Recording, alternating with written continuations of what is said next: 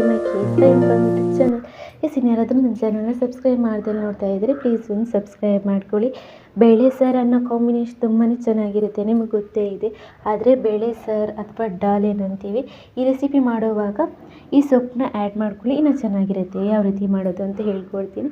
ಮೊದಲಿಗೆ ಒಂದು ಕುಕ್ಕರ್ಗೆ 2 ಸ್ಪೂನ್ ಆಗುವಷ್ಟು ಎಣ್ಣೆ, 2 ಸ್ಪೂನ್ ಆಗುವಷ್ಟು ತುಪ್ಪ ಹಾಕ್ಕೊಳ್ಳಿ. ಹಾಗೆ ಒಂದು ಅರ್ಧ ಟೀ ಸ್ಪೂನ್ ಆಗುವಷ್ಟು ಜೀರಿಗೆ, ಹಾಗೆ ಒಂದೆರಡು ಕಾಯಿ ಮೆಣಸು, ಹಾಗೆ ಒಂದೆರಡು ಬ್ಯಾಡಗಿ ಮೆಣಸು, ಸ್ವಲ್ಪ ಕರಿಬೇವನ್ನ ಹಾಕ್ಕೊಂಡು ಒಗ್ಗರಣೆ ಮಾಡ್ಕೊಳ್ಳಿ. ಇದಕ್ಕೆ ಒಂದೆರಡು ಶುಂಠಿ ತುಂಡು, ಹಾಗೆ ಒಂದು 4 ಬೆಳ್ಳುಳ್ಳಿನ ಸಣ್ಣ ಸಣ್ಣದಾಗಿ ಹೆಚ್ಚಿಬಿಟ್ಟು ಹಾಕ್ಕೊಂಡು ಚೆನ್ನಾಗೇ ಫ್ರೈ ಮಾಡ್ಕೊಳ್ಳಿ.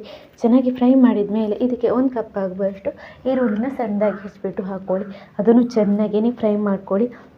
ಈರುಳ್ಳಿ ಒಂದು 5 ನಿಮಿಷ ಚೆನ್ನಾಗಿ ಫ್ರೈ ಮಾಡಿದ ಮೇಲೆ ಈಗ ಟೊಮೆಟೊನ ಹಾಕ್ಕೊಳ್ಳಿ. 1 ಕಪ್ ಆಗುವಷ್ಟು ಟೊಮೆಟೊನ ಹಾಕ್ಕೊಂಡು ಅದನ್ನು ಚೆನ್ನಾಗಿ ಫ್ರೈ ಮಾಡ್ಕೊಳ್ಳಿ.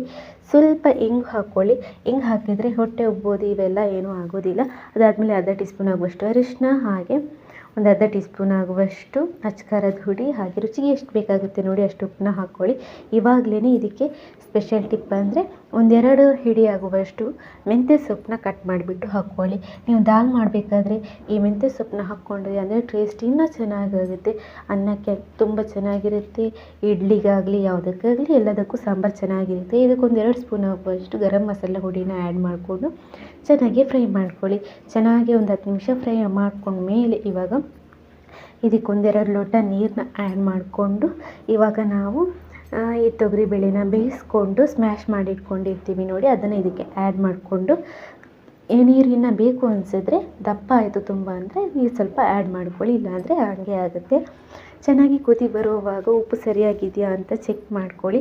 ಇಷ್ಟೇನೆ, ಚೆನ್ನಾಗಿ ಕುದಿಸಿದ್ರೆ ಆಯಿತು, ಡಾಲ್ ರೆಡಿಯಾಗಿರುತ್ತೆ. ಮೆಂತ್ಯ ಸೊಪ್ಪು ಹಾಕಿರುವ ಡಾಲ್ ಟೇಸ್ಟ್ ಒಮ್ಮೆ ತಿಂದು ನೋಡಿ, ಚೆನ್ನಾಗಿರುತ್ತೆ.